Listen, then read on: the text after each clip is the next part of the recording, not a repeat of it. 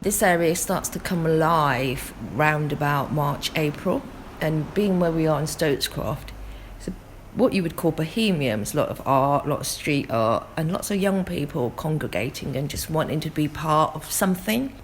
I think it goes back to the 90s, late 80s, early 90s, the free party days. So you had all these group of people putting free parties on, and a lot of them have ended up running festivals of their own now. Partying not just for the party's sake. People think, we're just people are getting high, people are getting off their face, but it wasn't about that. It was about a celebration of life. And as we know, if we don't have young people with their ideas and their sense of life, things stagnate. But for us as business owners, we're sat here and we're in the fortunate position we own a freehold, but we still have to pay the bills.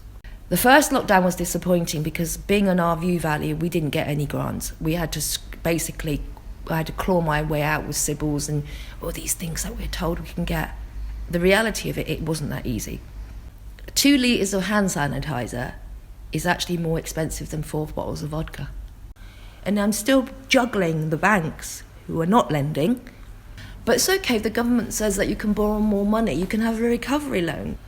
It's very uneasy because in year 2 and 3, when we're supposed to be normal and when the trading patterns are supposed to be normal, my outgoings are going to be twice as what they're supposed to be. What would really happen is the big chains will step in. The big chains will step in and it's all going to be generic because every big chain has a formula of decor, of music, of staffing. But what you don't have is the growth of new ideas, the growth of new music. And we know music and arts and all these other wonderful things are an expression. And the arts allow a society to develop a solution, to develop new ideas. The problem with risk-adverse young people and the problem with not exploring is they've become more narrow and set in their worldview. Their world becomes to shrink, and I'm frightened in some ways of this black and white situation going on.